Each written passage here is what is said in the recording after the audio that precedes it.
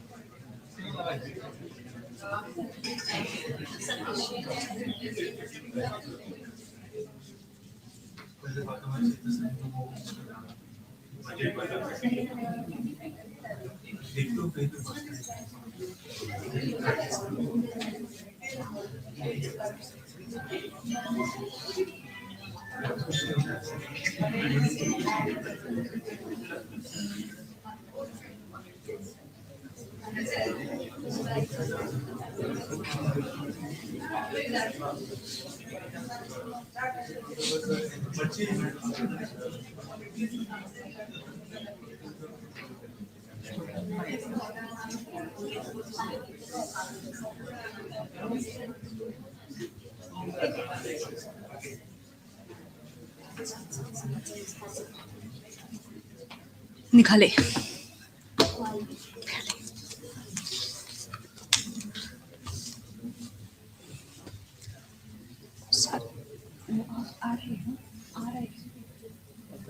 आ रहे हैं देखा.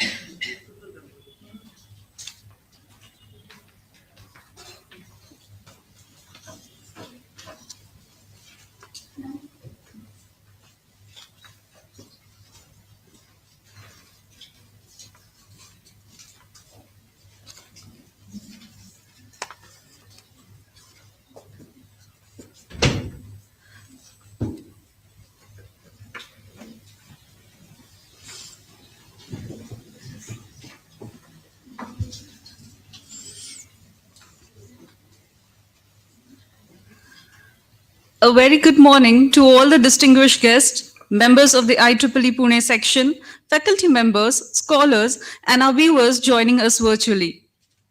On behalf of the International Institute of Information Technology and the IEEE Pune section, I warmly welcome you to the inauguration ceremony of the second International Conference on Information, Implementation, and Innovation in Technology, I2ITCON 2026.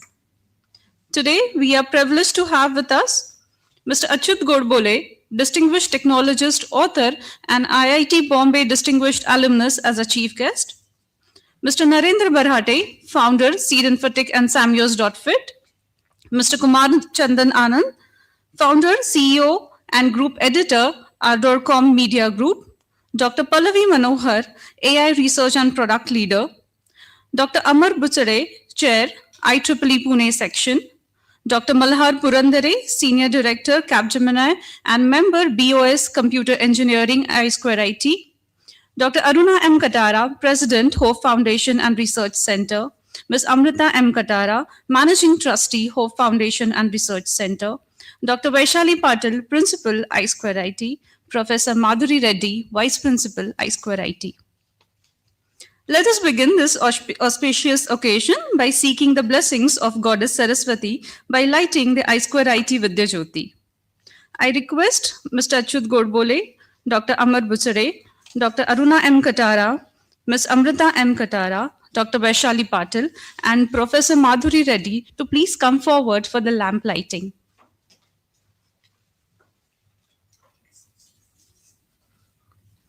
As our dignitaries light the Vidya Jyoti, my fellow colleague Dr. Ankita Dhone will sing the Saraswati Vandana.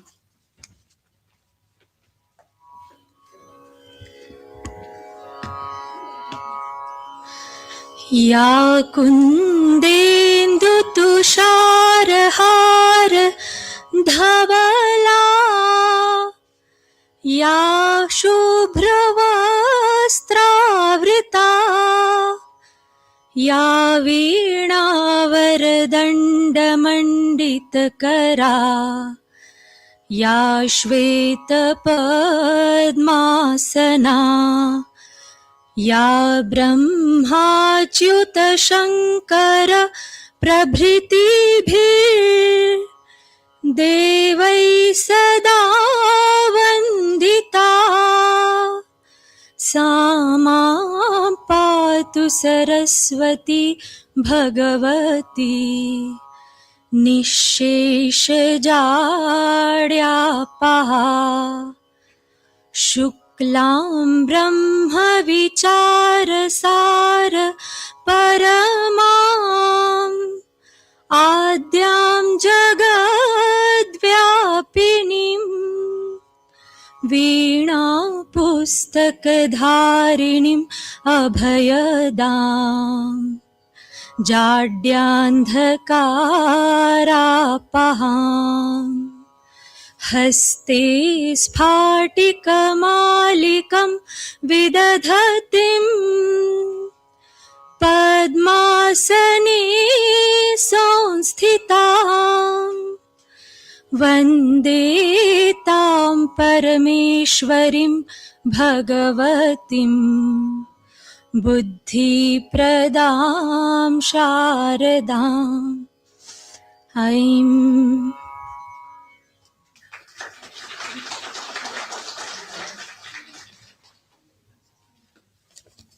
Thank you, ma'am. Thank you, everyone. Every great institution is built upon the vision of an extraordinary individual. For us, that individual is late Shri Prahlad P. Chhabria, founder president of Hope Foundation and Research Center. He was a visionary leader whose dream was to nurture future innovators and leaders. We will now play a short film portraying his remarkable life journey and vision.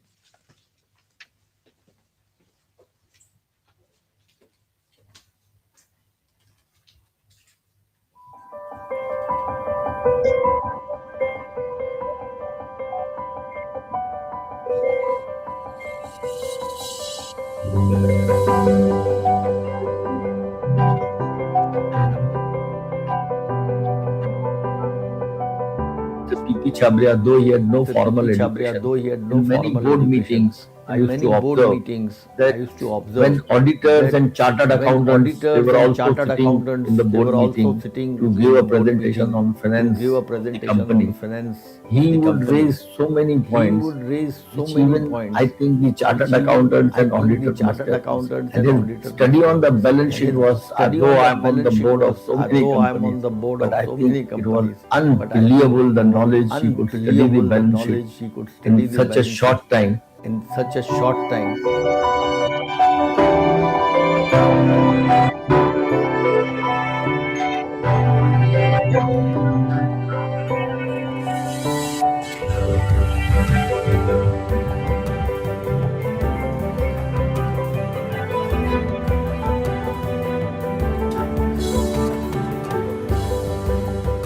It was Mr. P.P. Chhabria who first admired that vision, not only for an institution, vision for India, but vision and for how India, our higher education should be. and how our Because higher he education firmly should be. believed Because he firmly that believed only its education and and the enlightenment of a student during his higher education that can really shape the destiny of India. The idea of I2ITCON was proposed, and he immediately took it up. One thing I appreciate about, I admire about his really very rare quality, coming from the industry background person. He was impatient of any good idea, take it up and start implementing it right there. And for that, he always will have a worldview. He never thought of India. India in the whole world context. Always he looked at that. He was very particular about education of girl children. Nobody should go back if there is a financial problem. We will sort it.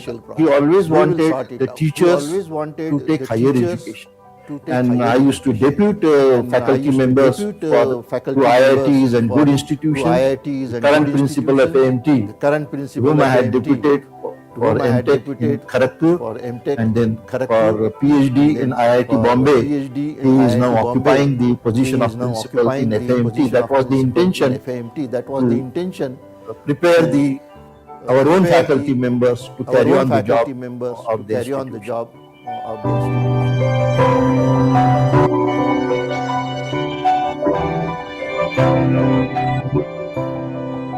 One of the great things about him, inspiration. In fact, I read full of inspiration. His biography, which he himself had presented to me, and I often quote from that biography.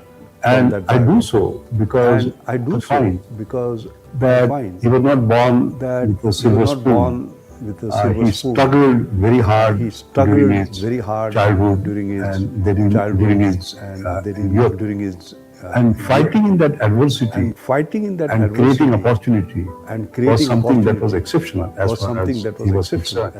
Unfortunately, in 2002, he, at the age of 72, suffered a severe back ailment for which he was told by several leading doctors in Pune that he probably consider quit working and maybe complete bed rest.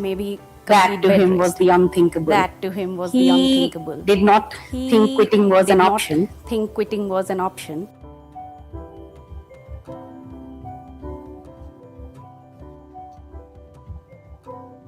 All of us know how the hard way he came up. He started life almost as a domestic help, as a young boy when he came to Pune. And he grew up over the 50 years as someone who led an important industrial group in India.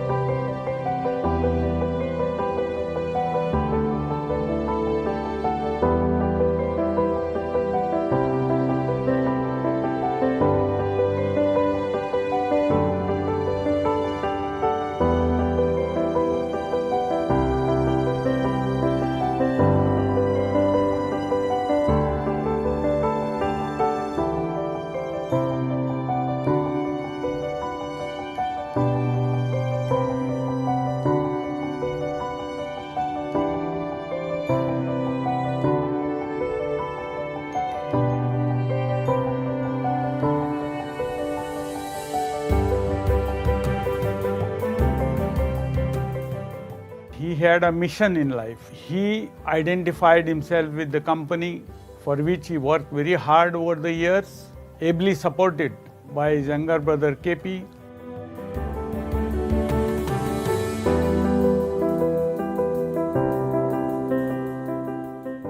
Once I asked him how to communicate with God. He said it's very easy to communicate with God. He's saying look at the sky and talk to God and you will get all the answers. Believe me, when I tried, it was a different experience.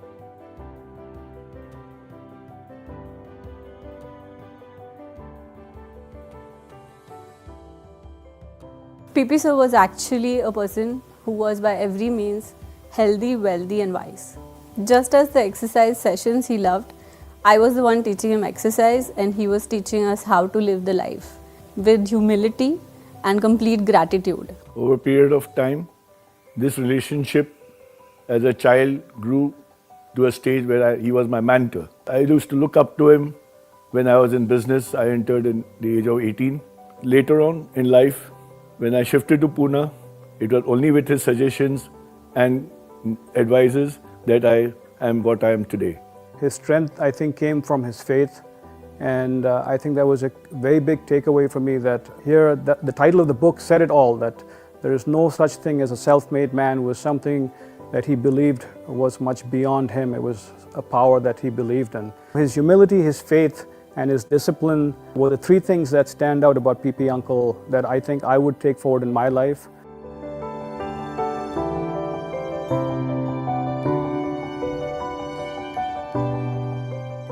I call him a very rich man.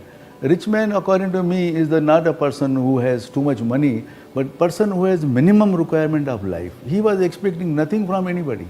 So obviously he needs nothing from anybody. He's a rich man. My fondest memory of PP Uncle was an incident that happened when we were on holiday in Goa. It was just the two of us, early in the morning, I think it was about 6:30. We're going for a walk on the beach. As we were walking along, the sole of his training shoe came off. And he was a bit surprised. I think the glue had just come off, and we carried on walking. So we walked another 50 yards. And suddenly he stopped and he said to me, actually Jitu, I should actually go back and get the soul and I can actually get it glued and give it to somebody. And I thought, yeah, it's a very good idea. So I turned around, I ran back, I picked up the soul and I walked back to PP Uncle. He was horrified, the fact that I was carrying his soul. He came up to me and he wanted to take the soul from my hand. I said, it's okay, uncle, I can carry it. He was 85 at the time, and this man was going to fight me to take the soul off my hands.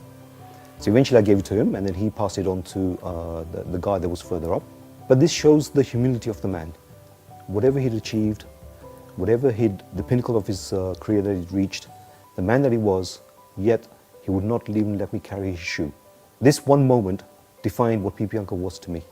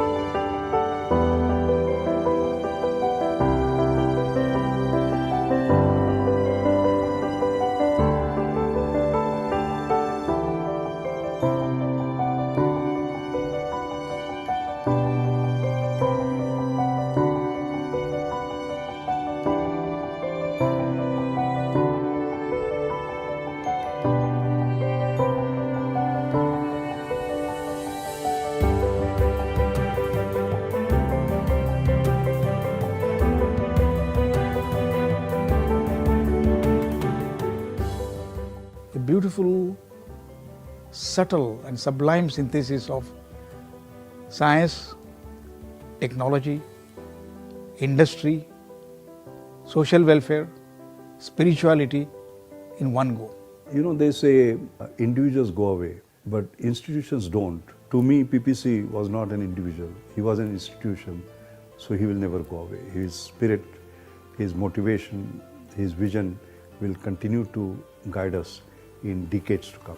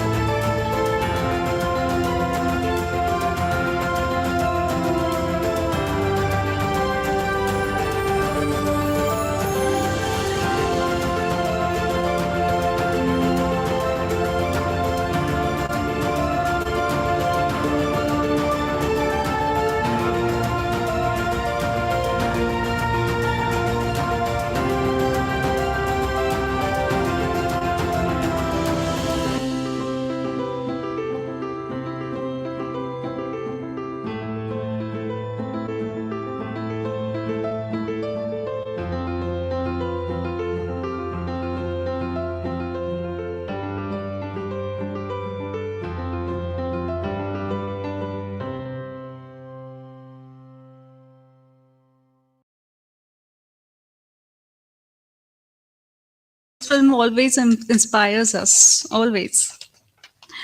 Now I take this moment to express our gratitude by presenting tokens of appreciation to our dignitaries. May I request Dr. Aruna M. Katara to felicitate Mr. Achyut Godbole, our chief guest.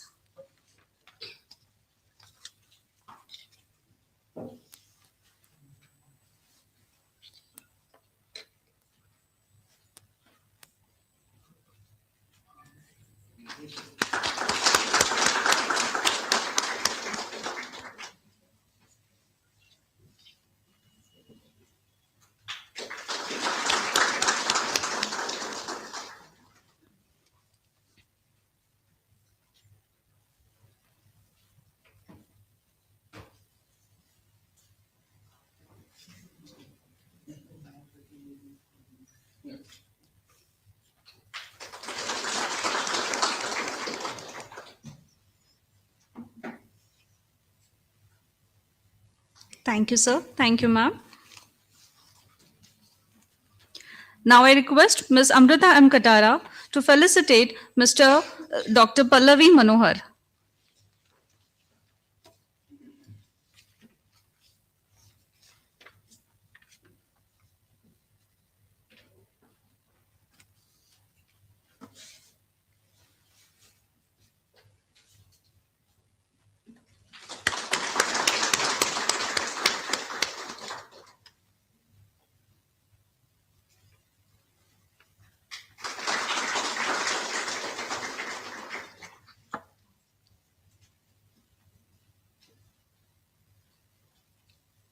Thank you, ma'am. I would like to invite our principal, Dr. Vaishali Patil, ma'am, to felicitate Dr. Amar Busade.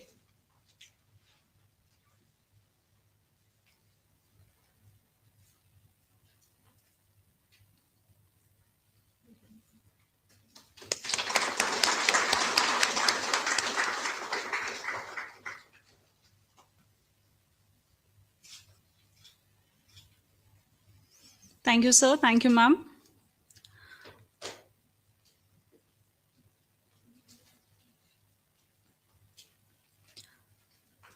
Now I request our Vice Principal, Professor Madhuri Reddy, to felicitate Dr. Malhar Purandare.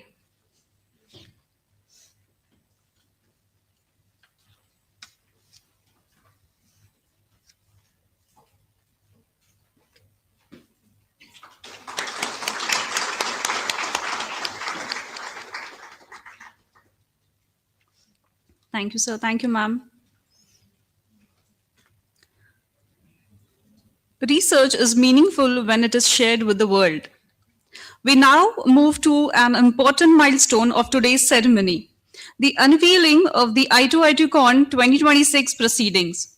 I request our dignitaries, Mr. Achyut Godbole, Dr. Amar Busade, Dr. Aruna M. Katara, Ms. Amrita M. Katara, Dr. Vaishali Patil, Professor Madhuri Reddy, Dr. Varsha Digaukar, and Dr. Deepti Chaudhary to kindly unveil the proceedings.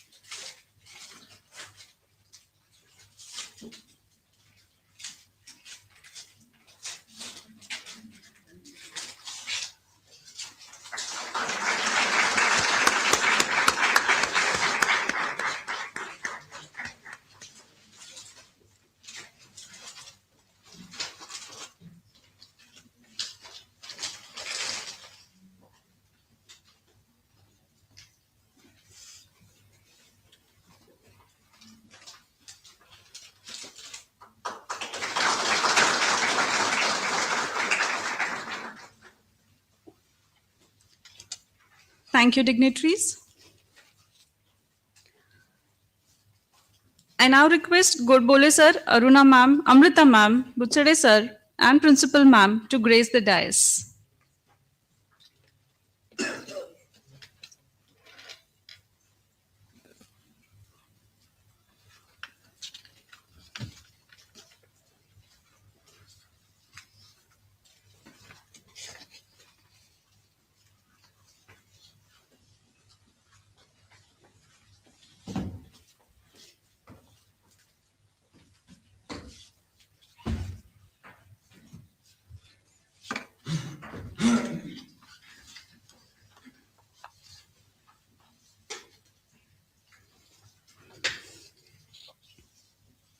It is my privilege to invite Dr. Vaishali Patil, Principal I2ITCON, to deliver the welcome address.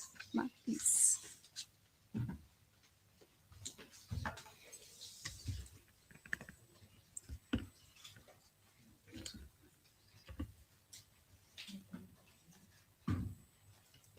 Good morning, everybody. Esteemed chief guest of our today's function, Shri Achut Godbole sir, respected president of our trust, Dr. Aruna Katara ma'am, our managing trustee, Ms. Amrita Katara ma'am, chair of I2ITCON Pune section, Dr. Amar Buchde sir, keynote speaker of today, Dr. Pallavi, invited guests, the authors and attendees who are here to present their research findings in offline, and the viewers who have joined us online, my faculty and staff colleagues and dear students. I extend a very warm welcome to all of you. It gives me immense pleasure to welcome you all for the inaugural ceremony of the international conference hosted in collaboration with I2ITCON Pune section, I2ITCON 2026. This I2ITCON International Conference on Information, Implementation and Innovation in Technology is the fourth conference which we are hosting in collaboration with I2ITCON Pune section, starting with ICA DOT in 2016, followed by the flagship conference PuneCon 2022, the series of I2ITCON 2025 which started previous year, and this year we are into the fourth conference, that is I2ITCON 2026. I2ITCON has evolved since the previous year of initiation, and it has become a significant and reputed platform preferred by the researchers and academicians to present their research findings. As we all know, such conferences are platforms for the research work to be shared across the research community, discuss the ideas wherein these innovative thoughts are converted into sustainable and impactful solutions for the society. By hosting this conference, the contribution which I2IT is doing is to foster the research culture by providing this opportunity to showcase the research findings of various research scholars, academicians, and industry personals as well. I am very happy and proud to mention on this platform that we have received an overwhelming response of precisely 5,750 manuscripts. And it was a tough job for our team to filter out, and finally only 317 papers will be presented in today's and tomorrow's presentations and will be part of the final proceedings. So the acceptance rate is less than 6%. Through this, it is very clear that the standards which are being adopted in this process are even beyond the requirements of IEEE standards. So various levels of scrutiny has undergone, and that is how the finally selected papers have reached this stage.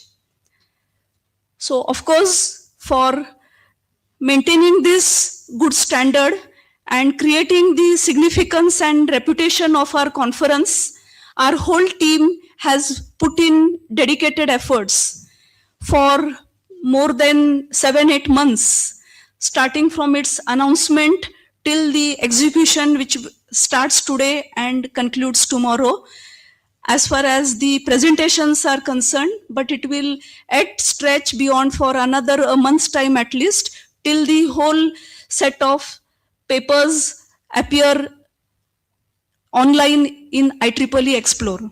So the job doesn't get over tomorrow.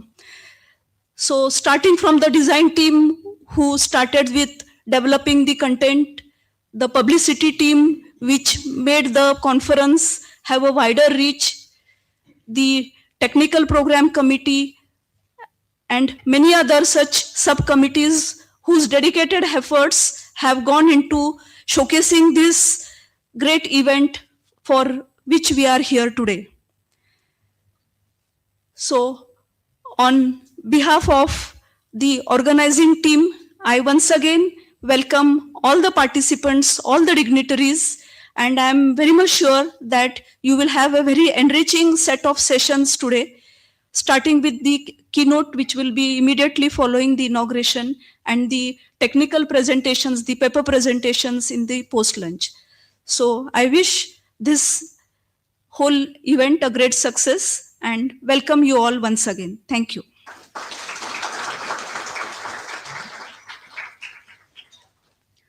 Thank you, ma'am, for your warm welcome.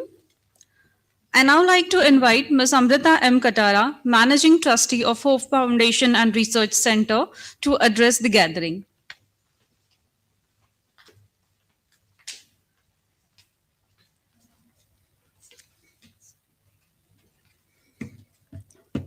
Good morning, distinguished guests, members of the IEEE community, researchers, academicians, industry leaders, and dear students.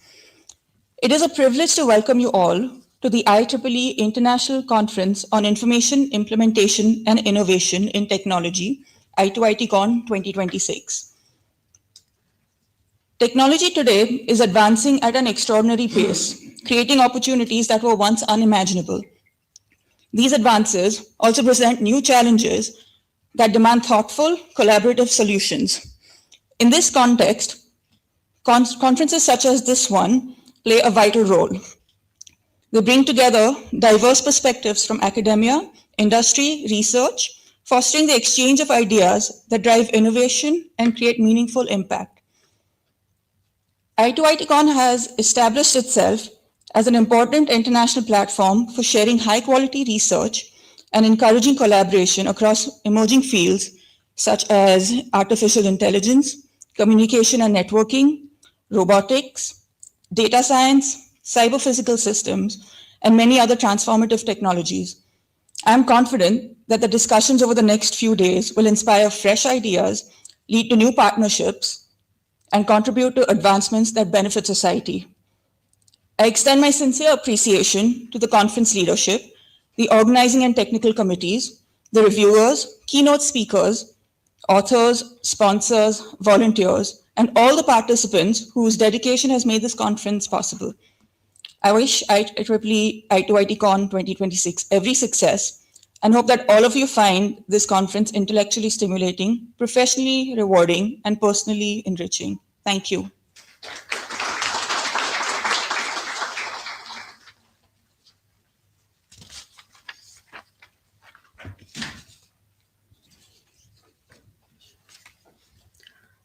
Thank you, ma'am. Mr. Kumar Chandan Anand has joined us now. We would like to felicitate him. I request Dr. Aruna M. Katara to felicitate Mr. Kumar Chandan Anand, founder, CEO, and group editor, Ardorcom Media Group.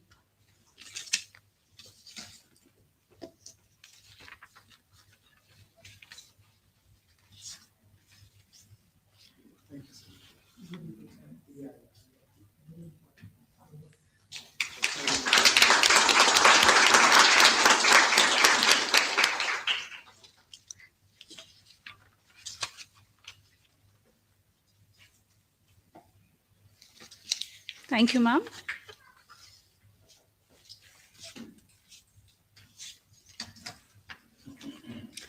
IEEE has consistently played a significant role in advancing technology for humanity by connecting professionals, researchers, and innovators across the globe. To introduce the IEEE Pune section, I invite Dr. Amar Buchade, Chair, IEEE Pune section.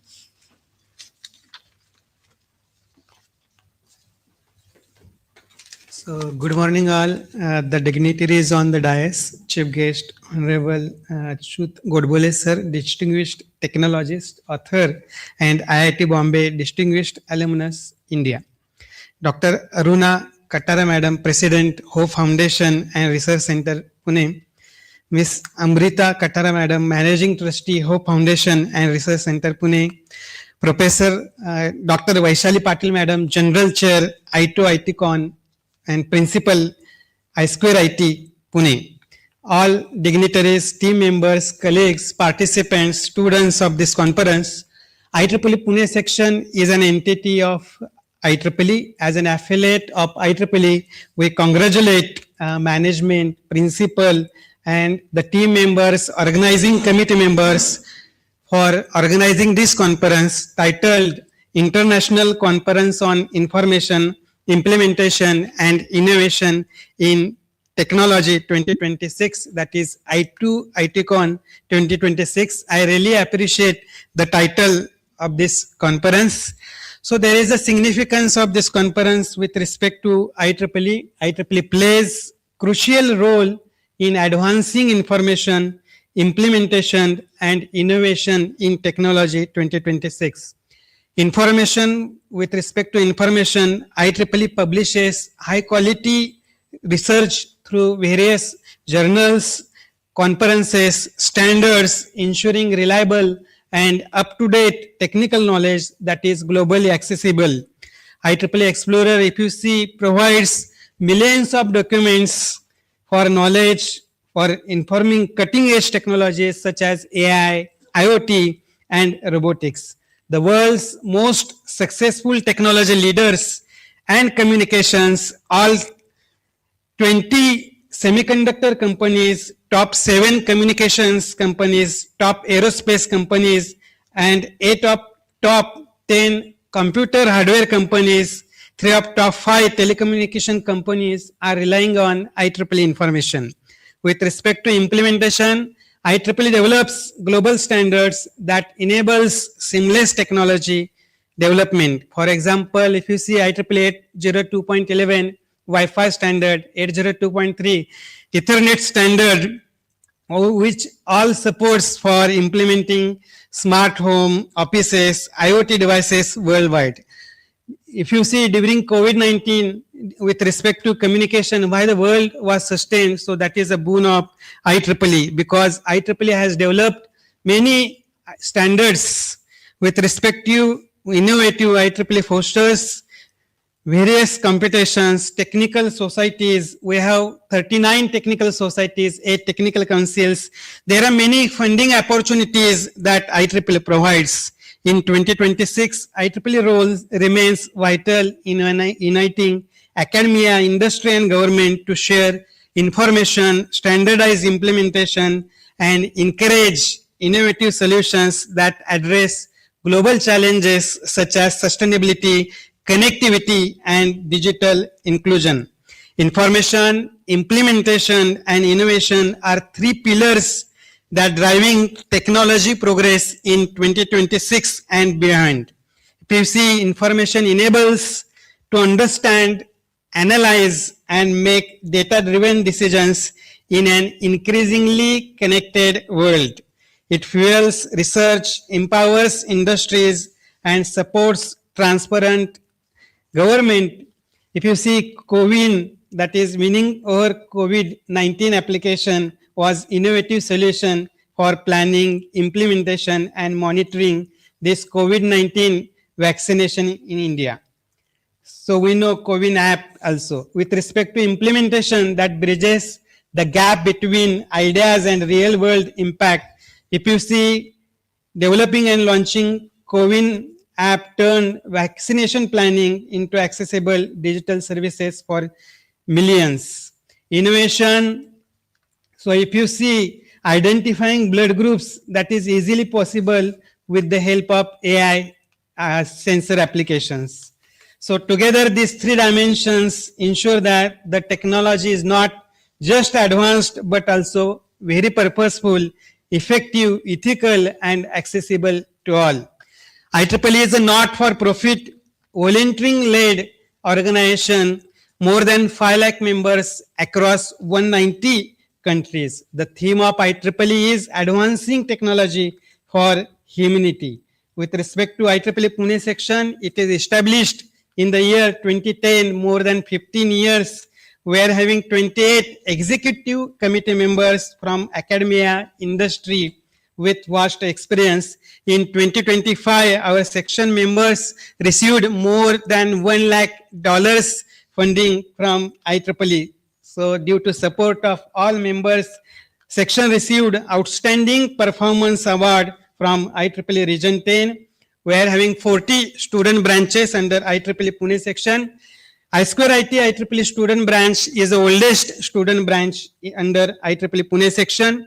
Section has 20 out of 39, 20 technical societies like antenna propagation, aerospace, computational intelligence, computer, electromagnetic, medical, communications, education, signal processing, industrial electronics, instrumentation, microwave theory, power energy, robotics, automation, technology, industry application, vehicular technology, information theory, circuit systems. Each society conducts many activities. Also, our student branch conducts many activities. Since January 2025, under my leadership, more than 1,000 activities conducted, although we are small in IEEE Pune section. We are having affinity groups like Women in Engineering, Young Professionals, Life Members Affinity Group, special interest groups. We are having SIG on Healthcare, Cyber Security, Affordable Agriculture, then Energy and Environmental Engineering. We have council chapters, sensor council, system council. We are having educational activities, membership development activities, industry relevant activities. We are having flagship conference like I2ITCON that was conducted in 2022. We invited Dr. Rajkumar Bhuya, who is the 11th rank in the world scientist. Then INCO, Women's in Computing, then ICBDS, that is International Conference on Blockchain and Distributed System Conference. So IEEE Pune section is one of the authority for approving the conferences. In a section, in IEEE Pune section, there are more than 20 conferences in IEEE Pune section. So I2ITCON is one of the conference. So we are very thankful to organizing committee members, team members for organizing this conference and more hard work because we have got more than 5,000 papers, only few papers, only 6% ratio. So coordination, synchronization is really, really important. I really appreciate organizing team for their efforts, really sincere hard work. So I am very thankful for giving me opportunity. Thank you very much.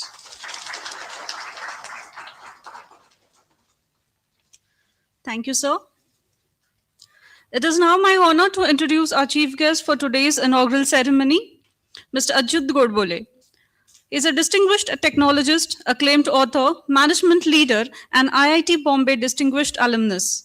With over 3 decades of leadership in the global software industry and more than 90 published books to his credit, he has made remarkable contributions to technology, literature, and education. His achievements have been recognized through several prestigious awards, including the IIT Bombay Distinguished Alumnus Award, the Udyog Ratna Award, and his inclusion among the top 100 great IITians. Ladies and gentlemen, please join me in extending a warm welcome to our chief guest, Mr. I2ITCON Godbole.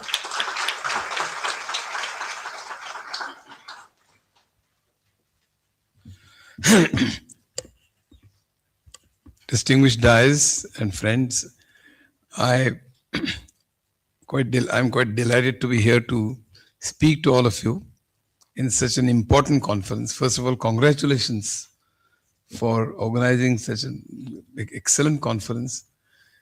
And the rate of acceptance is only 6%. I mean, that's really very, very good, which means the papers that are already selected will be really very priceless. I mean, certainly they will be very valuable. And in the afternoon sessions, I think you'll probably go through them. I really appreciate the Katara family for supporting such an excellent endeavor to spread knowledge, spread research. I think research is very important in India today. we spend only 0.7% of our GDP on research, whereas most of the other countries, including China and Brazil, I mean, most of the BRICS countries, Europe, USA, South Korea, spend far more. Far more. I mean, like 4 times, 5 times, 6 times, and so on. So R&D is very important, and the research papers such as these are, play a very vital role. So I congratulate again. I have very little time. Normally, my talks about artificial intelligence actually span for 1 hour and 1.25 to 1.5 hours, where I explain how machine learning works, how deep learning works, and how large language models work in very simple language. It's not, I mean, I myself have not understood the transformer architecture completely, I must admit, but I have a hang of it, and I have maybe a knack of explaining things in a very simple manner. So I do that, but today I'll probably avoid doing that. I just wanted to sort of explain as to what is the world in store for us in the next 5, 10, 15, 20, 30 years. I don't know what will happen next 20 years, 30 years. Because the world is changing extremely fast. Extremely fast. I mean, asked a question to Sam Altman and Elon Musk and Jeffrey Hinton and several other people as to what is likely to happen in the next 5 years. Most of them have said that they don't know what's likely to happen next 6 months, leave alone 5 years. And that is really true. Because every few weeks, there's one model which actually emerges, and then suddenly the share prices of many companies fall within a few hours. It's not just the share prices. The usage changes, the applications change, and several other things change. So I think it's very difficult to imagine what's likely to happen. When I realized that AI, and in fact, Industry 4.0 in general, because Industry 4.0 comprises 8 major technologies: artificial intelligence, then IoT, IIoT, Internet of Things, and Industrial Internet of Things, smart factories, and so on. Then AR, VR, augmented reality, virtual reality, blockchain, 3D printing, cloud computing, big data, and so on. I mean, so all these together, and that announcement was, I think, made in 2013 in Hanover. And I think 2017-18, Industry 5.0 also was announced for 5.0. So I think things are moving very rapidly. Why is it called Industry 4.0? Because Industry 1.0 was the steam engine, industrial revolution. Industry 2.0 was like 1910, 1920 when mass production started and electricity, it was based on electricity. And then Industry 3.0 was 1960 when chips and computers arrived, and that spanned over several decades. 1960s was a decade of mainframes. 70s was the mini computers. 80s was personal computers. 90s was internet, and 2000 decade was the decade of mobile computing. Now, the 2013 was Industry 4.0 announcement. And Industry 4.0 comprises all these technologies together. Because AI had come of age by that time. AI had its history. But before going into that history in a very short span, as short as possible, I would like to tell you, I was actually thinking about whether I should do this or not, but somebody reminded. So I've, ChatGPT, I don't need to ask you whether somebody knows ChatGPT these days, because you ask a question, a prompt, and immediately comes the answer, right? If you ask ChatGPT to write a poem about anybody, just about anybody, it'll still write a poem, even if there's no material available about that person on the internet or on the web or anything else. ChatGPT initially was taught with a huge amount of text. Everything that was available on the web, all English novels and everything that was available on the internet, all the chats and all the programs and even computer programs, just about everything that was available. And it learns from that. Ultimately, intelligence is learning from data and arriving at some patterns within that data. there are 7 or 8 types of intelligences, as an American psychologist Gardner. In my book Manat, which is on psychology, I have described how there are 7, 8 types of intelligences: musical intelligence, spatial intelligence, etc. But there's one type of intelligence which we lay emphasis on, which is logical intelligence. 1357, what is the next number? So essentially what we are looking for is whether a person identifies a pattern within those numbers. The pattern is that all are odd numbers, or maybe there's a difference of 2 in these. So basically we're looking for a pattern. I mean, for instance, when I give an example of statistical machine learning. I mean, I won't go into the terminology. I'm sure you all know much more than that. But if there's a bank which has 5,000 customers and you give the data of his height, his weight, his salary, his education, post-graduation or not, specialization, his title with his manager, etc., where she lives, whether the person owns a car, and so on and so forth, of 5,000 people, and asks the algorithm to find relationship between them. Essentially, finding patterns is intelligence. So, finding out whether, its statistics is machine, it won't understand between what you need to find the relationship. So maybe it'll try to find out relationship between height and salary, but it'll find very little. As you know, in statistics, there's a coefficient of correlation which finds out whether there's a relationship between 2 variables or not, and there is one, which means there's a complete relation, and 0 means there's none. For instance, if you have the cancer incidence and smoking, the relationship will be close to 1, for instance. So it will try to identify whether there's a relationship between height and salary, weight and salary, or height and weight and salary, and so on, multiple compound cases and so on. So ultimately, having gone through several such cases, if it comes across a relationship that all those customers who have bachelor's degree and have MBA qualification and have 3 years of experience and minimum salary so and so, that person is likely to buy a car with probability of 95%. Once it knows that, then it takes the mobile numbers of all such customers who sort of fall in that category and gives that list to the call centers, and then they keep pestering you. Do you need a car loan? Do you need a car loan? And so on. I mean, that's how the machine learning works. This is machine learning. This is data science. This is essentially finding out patterns within data. AI has gone through various stages, which I'll go through. Before that, I want to tell you, since I started with ChatGPT can write a poem about anybody, and if there's nothing available on the net or on the data that it has learned from, then it hallucinates. It finds out the most probable words and constructs a poem. You are very good and you are handsome, whatever. None of this exists as far as I'm concerned. But luckily, a lot is available on the net about me, about my books, and reviews about my books, and my speeches, and my biodata, and so on and so forth. A lot is available. So ChatGPT has learned about that. I've written many books on economics. I've written many books on mathematics. As I was discussing, I never lost a single mark in mathematics from first standard to IIT. So I wanted to become a wrangler, but I was pushed into IIT.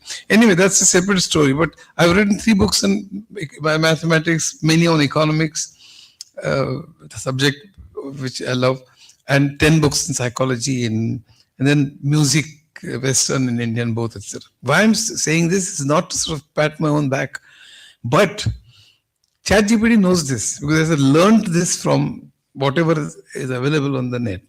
So the poem was written in Hindi. Achyut Godbole नाम है बड़ा, शब्दों का जादू, ज्ञान की धरा, विज्ञान हो या फिर संगीत की बात, हर विषय पर रखी अनोखी सौगात. देन संगणक गणित अर्थशास्त्र गहरे, तेरी लेखनी पे है मैं उजाले है तेरे, कठिन विषय भी सरल बने, तेरी किताबों से दीप जले, मराठी में तूने गढ़ा ज्ञान, etc. And finally, अच्युत गुडबले, सलाम तुझे, तेरे विचार तेरा नाम तुझे, which is fine. No, this is fine. when you ask ChatGPT to write a poem, it did it in 3 seconds. I mean, it just starts. I mean, you must be wondering why and how it does it. Those who have learned LLMs and those who have learned about transformer architecture will probably understand how it does it. This is, but another fan of mine, Dhananjay, asked another AI tool to prepare a song based on this. When I heard this song, I almost fainted. And the reason is, look at the voice. It's excellent. Look at the music direction. Excellent. Look at the interludes. There is the music between two stanzas. Superb. Look at the instruments. Look at just about everything. And that is 2025. And I said, if this can happen in a few seconds or minutes, what will happen in 2030? Why 2030? Even 3 years hence, what will happen to music directors, to singers, to instrumentalists, to music studios who rent it out for music directors to sort of ask the singers to come here and then play and then they record and so on and so forth. Many times they takes and retakes and so on. What will happen to them? They will just vanish. I mean, so just listen to this, and I was shocked. This is created in a few seconds of minutes.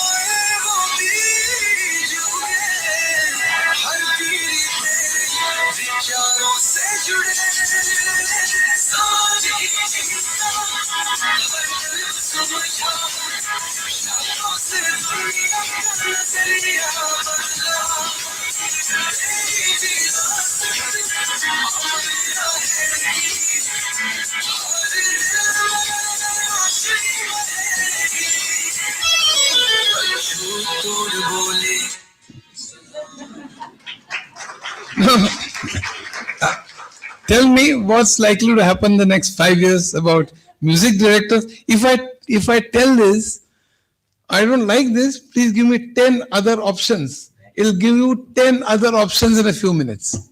If I say that please sing this in Muhammad Rafi's voice, it'll sing it in Muhammad Rafi's voice. ChatGPT is, well, it is now multimodal, but there are several tools now available. If I say, sing it in Lata Mangeshkar's voice, it'll sing it in Lata Mangeshkar's voice. It'll please create a duet of Mukesh and Lata, so it'll first stanza of Mukesh, second is Lata. I mean, this is apps.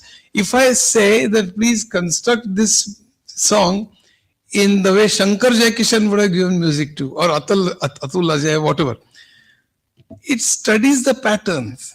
So Shankar Jaikishan, in classical terms, he used to use Shivaranjani, Pahadi and Bhairavi as the 3 ragas mainly. I mean, there are many others which he has used, but so it will study that. It will study the instruments that Shankar Jaikishan had used. Do that and play and maybe construct the music the way Shankar Jaikishan would have created. I mean, this is absolutely unimaginable.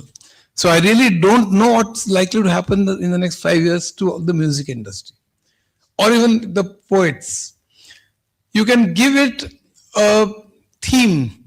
There are two brothers, and then one brother, kills the other, brother, murders, and then goes to a village, starts living there, and builds maybe big farms, and then becomes very rich, goes to America, and there again he builds an industry. I mean, I'm just sort of giving out any kind of theme, and say that I want to please give me a script of a play.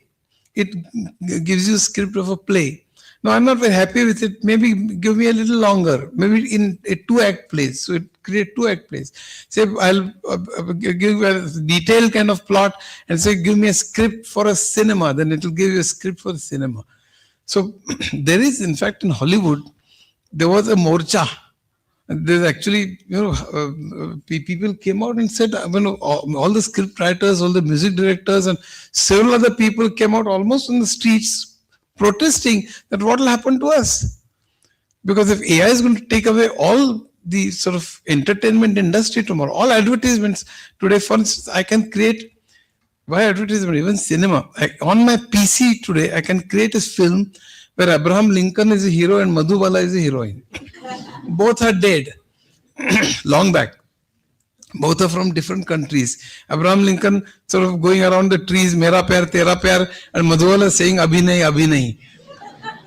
I can do that sitting here because you need all you need is 30 seconds of audio clip and a few photographs and video clips that I can actually animate and can construct. I mean, that it has very bad impact, fake videos, and I'm sure you know all that.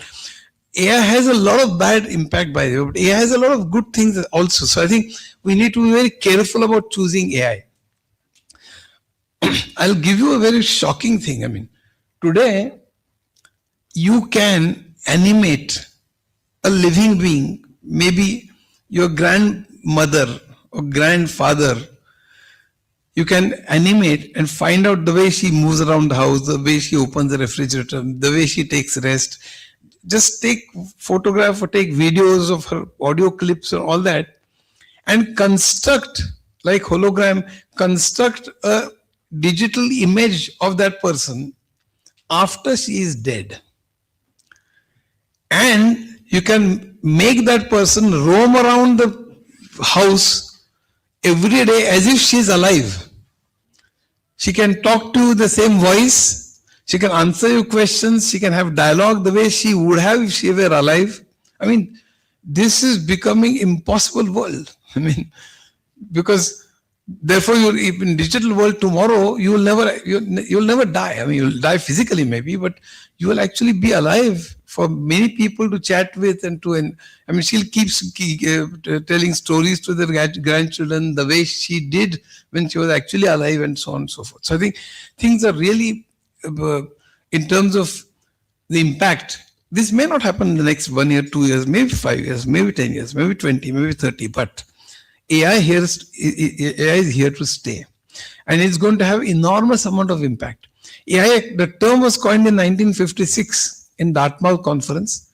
The concept was actually originated from Isaac Asimov. In 1933 wrote three laws of robotics.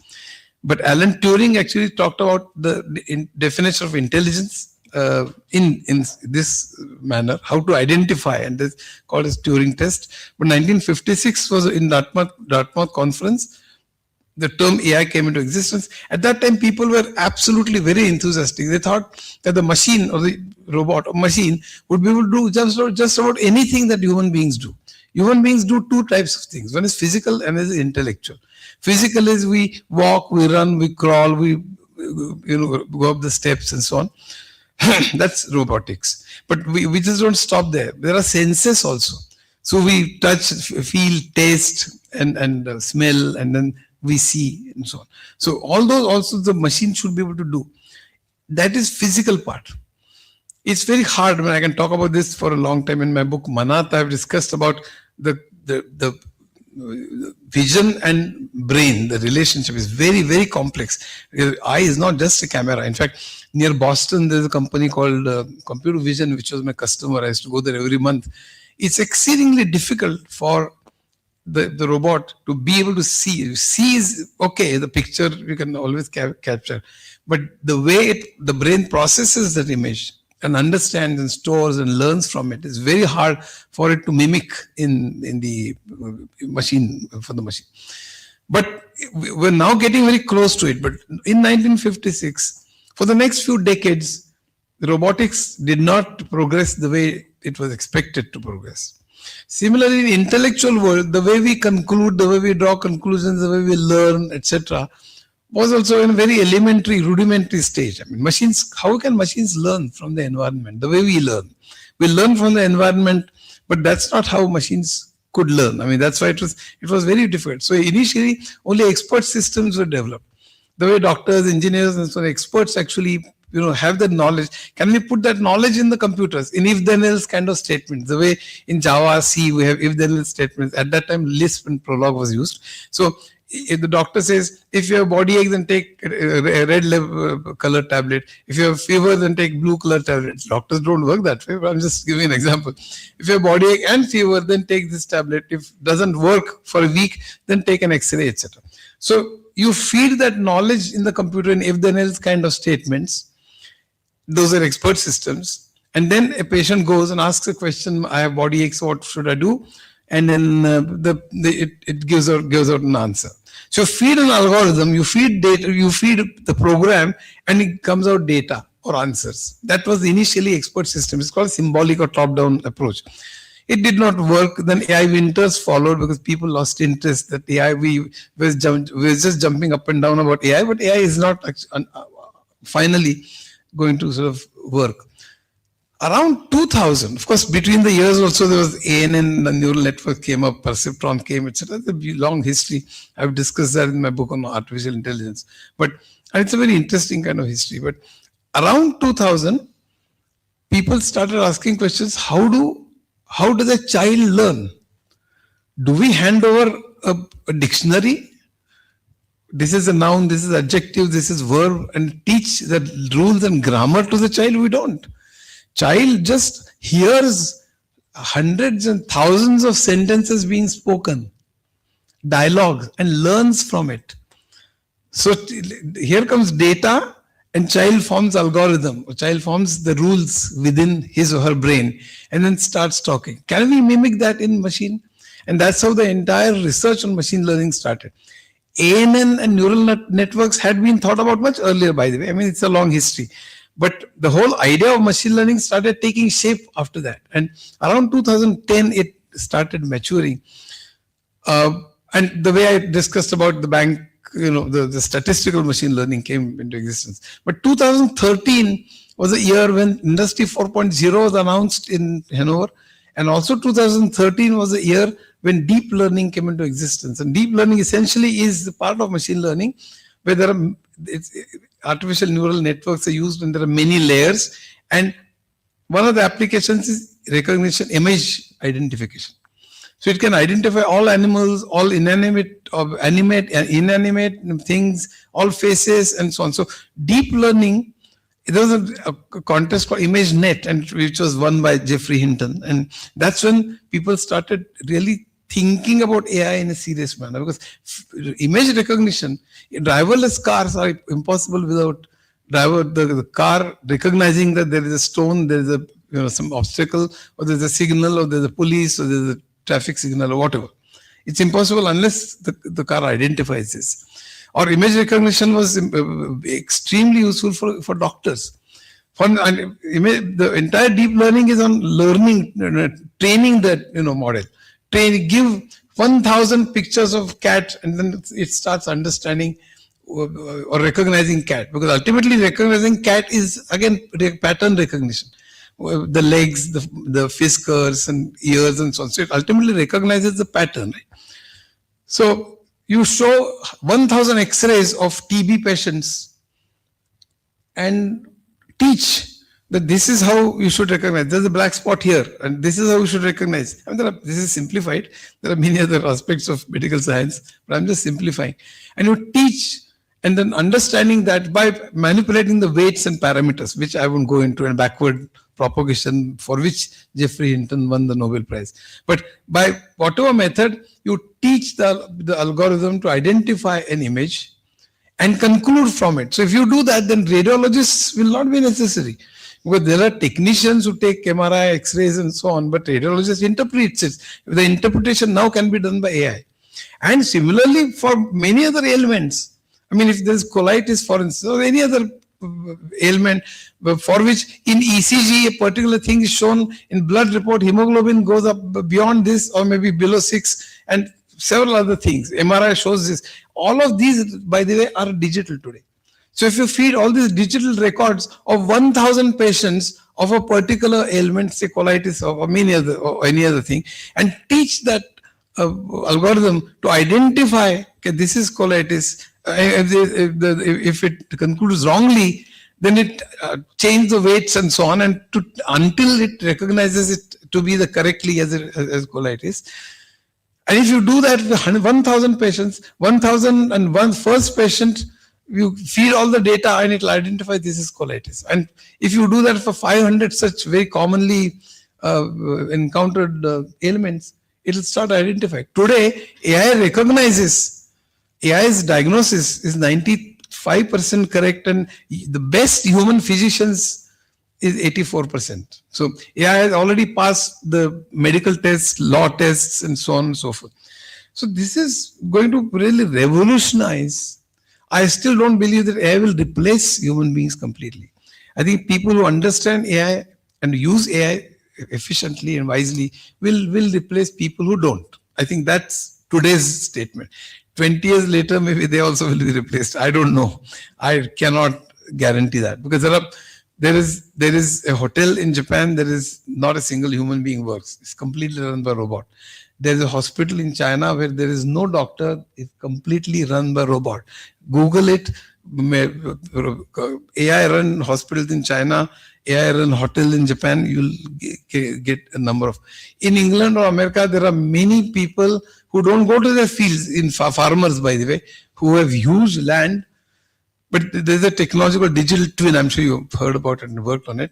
So you survey your big farm and map it on your computer as to where the productivity is high, what kind of land there is, the absorption rate, and what kind of fertilizer will be better, and so on and so forth. So you study that, map it, and plan, and then based on market prices of various things like corn and so on, you optimize, obviously using linear programming, whatever technique you want to use, but you optimize as to where I should sow what, in what, how much quantity. So you do that, plan that, and once you do that, then actually sprinkling the fertilizers and actually sowing the seeds and actually cutting, etc., all is done by drones and robots, and put into the trucks, and trucks go to the market. The guy doesn't even go to the field. So this is the world that we're entering into. As I was discussing just before this, I'll finish in 5-10 minutes, I guess. I won't overstep and overrun. But today, there are crores of jobs or millions of jobs which are, with tailors, for instance. If you go to any supermarket in America, Walmart or wherever, a Kmart earlier in Detroit. So at that time, you go to pick up a T-shirt and said made in Bangladesh. I'm sure you must have heard that, gone through it. Or made in Vietnam, made in India. Well, hundreds of millions of people actually doing this tailoring job. Today there are cameras which pick up their movements. Thousands of T-shirts and thousands of jeans and so on and so forth. And they learn from the pattern. And if they found, they prepare an algorithm. And if that algorithm is fed to the machine, then machine learns. And then in tomorrow's world, all those jobs will be taken away. And in fact, when they're stitching something, or doing their work, and cameras are picking that up, they're actually destroying their own jobs, So this is happening to plumbers. In fact, I used to give lectures a few years ago, and then I used to say plumbers are the last people who lose their job, but I'm not too sure, because while plumbers and electricians and carpenters are doing their jobs, today there are cameras on their forehead, And then they pick up their movements in variety of jobs, whether table chairs, etc., or maybe cutting the pipe and whatever job they're doing, and they're learning from it. They're forming hundreds and thousands of times, and they're learning from it and forming algorithms which, if fed to the robots, they will replace them. If in times to come, whether it'll happen in 1 year, 5 years, 10 years, 20, I don't know. But this is a world that we are entering into. Now, all this, 2013 was the turning point in deep learning. In 2017, there was a paper in Google which was called as "Attention is All You Need," which actually described the transformer architecture, which was the foundation of large language models. I won't go into that, but essentially that's how all this ChatGPT and Android and so on started. This is going to revolutionize, because you ask a question, then comes out an answer. It learns from the huge amount of data. Earlier it was only textual, but now it is multimodal. There's voice, video, and so on. So it's really going places. I mean, the impact of that is going to be very widely felt, and driverless cars will probably destroy jobs of lakhs, millions of drivers, and so on and so forth. New jobs also will be created. My worry is, and there are many estimates. There are some estimates which say 80% or 67% of jobs will be lost. Some people will say 0% jobs will be lost. Because in the first 3 industrial revolutions, the jobs were lost, but as many were created as they were lost. And there's a history which I won't go into. Luddite movement and Jeremy Rifkin, who wrote a book, End of Work in 1997, etc. So there's a long history of how this jobs that were created were as many as were lost. But in this time of Industry 4.0, things are going to be different, in my opinion. And there are various estimates of how many jobs will be lost. In my opinion, around 20 to 25% of the jobs will be lost. But the other jobs will change. The nature will change very rapidly. With ATMs, the jobs of tailors, tailor clerks were lost. With word processor and DTP, jobs of typists were lost, and so on and so forth. But at that time, there was a decade, or there were many years. Even the duration between industrial revolutions was several decades. But now it's going to be a few years, a few months. So my sort of advice to students, here your teachers, but especially when I give a lecture to colleges and they have a career next 30, 40 years, I really wonder what they will do, how the world will be. With 3D printing, the entire engineering world is going to change, and so on. I can sort of talk about this for an hour or two, but I think the important thing is, in India, it will take a while. The way ERP was implemented, initially for businesses of pharma, retail, etc., ERP was used to improve the productivity. So ERP did not replace people. Similarly, for the next 5 to 10 years, I guess people implement AI. They're using AI to improve the productivity of your business. So people need to understand how the limitations and capabilities of AI and all the technologies which comprise Industry 4.0, especially smart factories, IoT, and so on, very important. So I think people will need to understand their capabilities and limitations very definitely, and move forward. But after 5-10 years in the West, what will happen? I don't know. I mean, even the delivery boys, for instance, in China and a few places in America, there are drones who deliver the food, for instance. I mean, you don't need Zomato and all those people who run. Crores of jobs will be lost. But that will be another 20, 15 years. So to the youth especially, I'm really quite worried as to what kind of jobs will remain. As TCS, Wipro and all those people have already said that low-level jobs of programming and testing and call centers and all those jobs will go away. Low-level jobs of junior program lawyers, journalists in field will not go away because you have to report. But back office jobs will be not all done away with, but many will leave. So the world is going to be really upside down, going to change a lot because of this. We need to be aware of that. And I'm very glad that in this changing world, there's a huge interest in these technologies.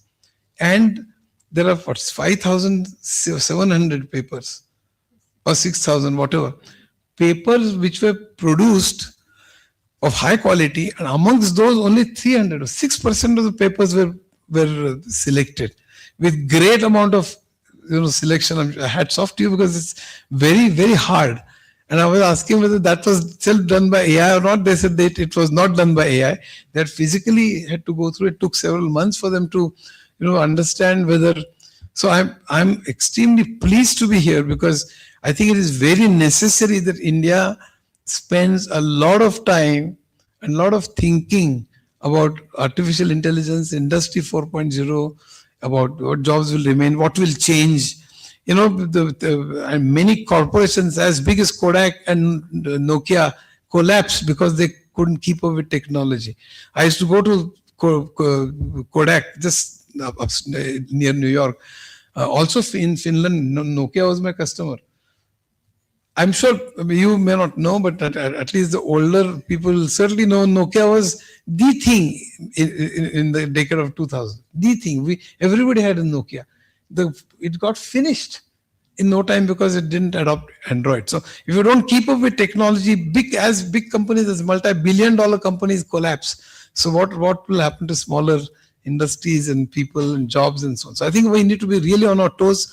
We need to be aware of what's likely to happen. There are many bad things about AI as well, which I won't go into because there is no time. And there's a lot that is being discussed in Europe and America today as to how to keep control over AI. If AI becomes more powerful than human beings and they start attacking human beings, what will happen? There's a huge debate. Jeffrey Hinton and Harari are opposing it, and there are two camps. But the Magnificent Seven, that is Google, Meta, Amazon, OpenAI, etc., are all driven by their profits, and therefore I'm not sure they will sort of restrict the usage of AI.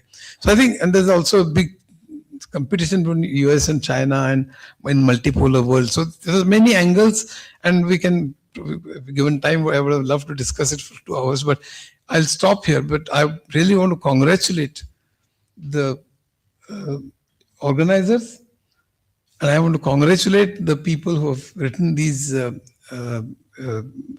research papers, which will be discussed in the afternoon. I really hope that you will learn a lot, and I think this is tomorrow's India, because it's very important that we discuss this threadbare and talk about it and learn from it and build tomorrow's India. Congratulations. Thank you.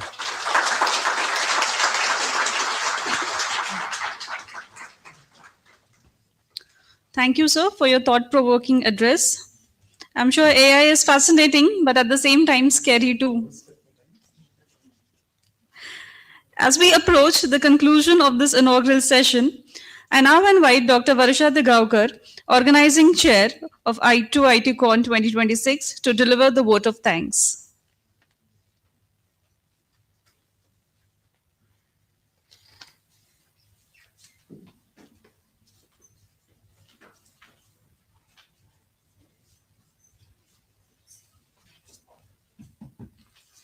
Thank you, ma'am. Okay, still 5 minutes. So a very good morning to everyone.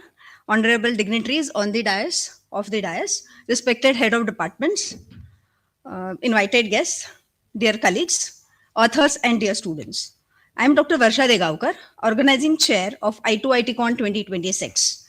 And it is my both honor and pleasure to propose vote of thanks on behalf of Organizing Committee of 2nd IEEE International Conference, I2ITCON 2026. First and foremost, we offer our gratitude to the Almighty for blessing us with the strength, wisdom, and opportunity to successfully organize this conference and gather here today. We extend our heartfelt gratitude to our esteemed chief guest, Mr. I2ITCON Godbole sir, renowned technologist, author, and distinguished alumnus of IIT Mumbai. Sir, your gracious presence, inspiring words, and the live demonstration of the song, or we can say poem creation and music creation have truly enriched today's inaugural ceremony and filled us with enthusiasm and motivation. We also extend our sincere gratitude to our esteemed guest, Mr. Chandan Anand and Dr. Mallar Purandare sir, for gracing the inaugural ceremony of I2ITCON 2026 with their presence. Your valuable time and encouragement are deeply appreciated and have added great significance to this occasion. Thank you, sir. Our sincere thanks to our keynote speakers, Dr. Pallavi Manohar and Mr. Yogesh Mulajkar, for graciously accepting our invitation. We are honored to have them as a part of I2ITCON 2026 and look forward to the valuable insights, perspectives, and inspiration they will bring through their keynote sessions today and tomorrow. We are deeply thankful to our executive committee members of IEEE Pune section, our technical co-sponsor for the association of three conferences, whose valuable support and guidance have played a pivotal role in making I2ITCON 26 a reality. We extend a special thanks to Dr. Amar Buchade sir, Chair IEEE Pune section, Dr. P.B. Mane sir, Chair Conferences, IEEE Pune section, Professor Abhijit Khurpe sir, and Dr. Mandar Bhavalkar sir for their guidance and belief in our vision. Our gratitude extends to our session chairs, both online and offline sessions, for their time, expertise, and commitment to ensure the smooth and engaging conduct of the technical sessions. We also like to express our deep gratitude to all our reviewers for their invaluable contributions. Your dedication in maintaining the high standards of IEEE conference has been instrumental in maintaining the quality and success of I2ITCON 2026. Our heartfelt gratitude goes to respected President Dr. Aruna Khatara ma'am for being constant source of inspiration and motivation and for always encouraging us to strive for excellence. We also extend a special word of thanks to Ms. Amrita Khatara ma'am for her unwavering support, which has been a pillar of strength throughout the planning and execution of the conference. We sincerely thank Mr. Sai Krishna Bennaru sir, Executive Secretary and GM, Finance and Operations, HFRC, for his valuable guidance and continuous support throughout the execution of the conference. We express our heartfelt gratitude to our respected principal, Dr. Vaishali Patil ma'am, for her visionary leadership, unwavering support, and constant encouragement. Her guidance and motivation have been instrumental in successful organization of this conference.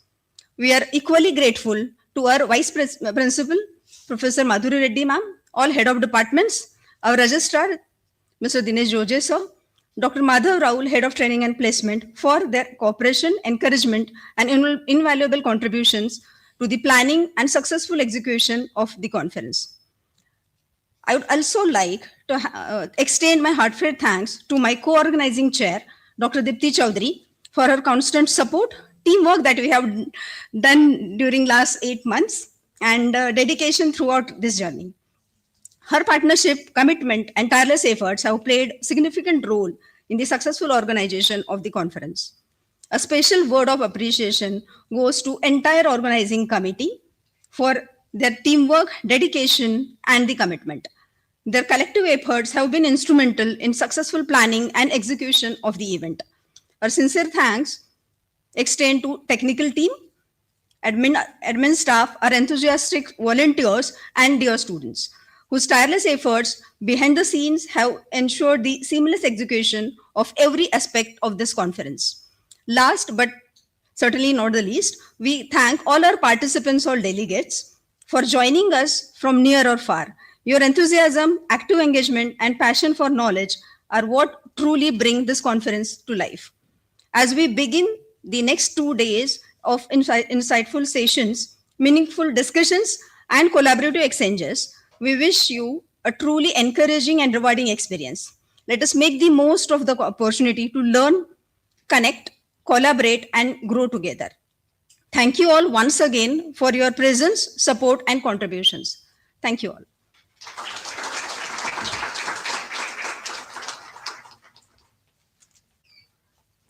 Thank you, ma'am. With this, we come to the conclusion of the inaugural ceremony. May I request everyone present to kindly rise for the national anthem.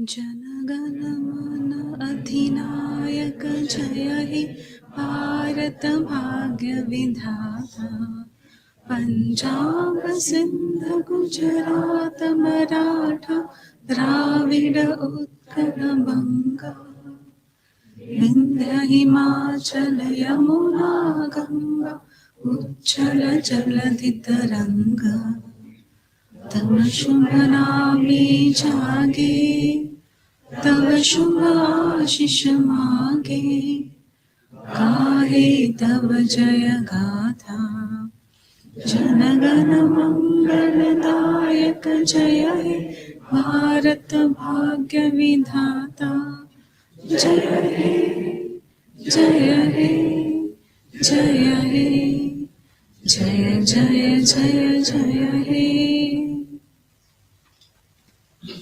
Thank you, everyone. We wish you a highly enriching conference and productive technical sessions.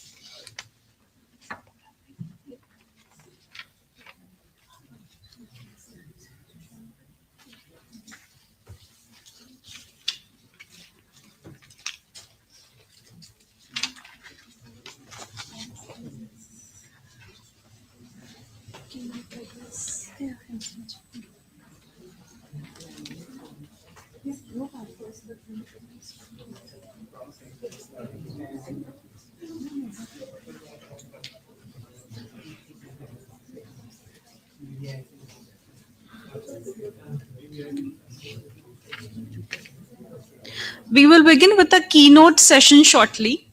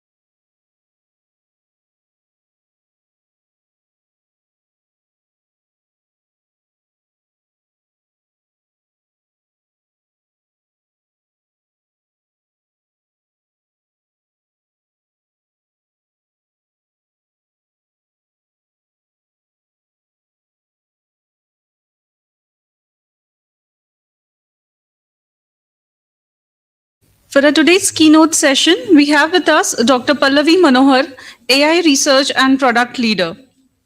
I would like to introduce her. Dr. Pallavi Manohar is an accomplished AI research and product leader with over 18 years of experience in artificial intelligence, operations research, and mathematical optimization. She holds a master's and PhD from IIT Bombay and has worked with leading organizations including Xerox Research Center India, General Motors R&D, IISER Pune, and Singapore Management University. A prolific researcher, she has authored over 20 publications, holds 8 US patents, and has been recognized with the Phillips Research Fellowship and as a top 10 innovator at NASA I2ITCON. She will be sharing her expertise and views on the topic Engineering Beyond Technology, Intelligence in an Intelligent World. Ma'am, all yours.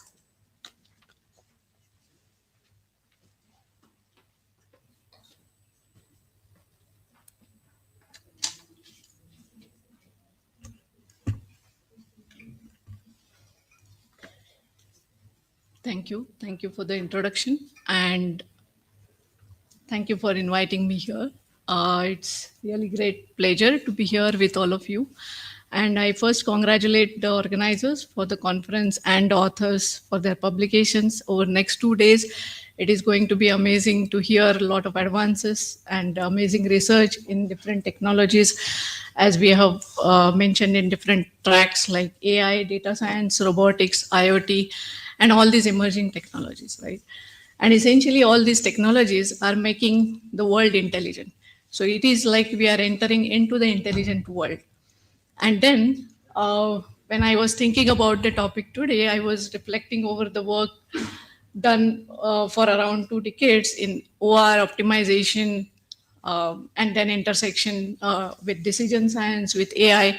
And recently, I actually happened to work with AI, with the Claude and Vibe coding and so on. So I just realized that it is as the technology changing, actually, we are changing, it's changing the way we work.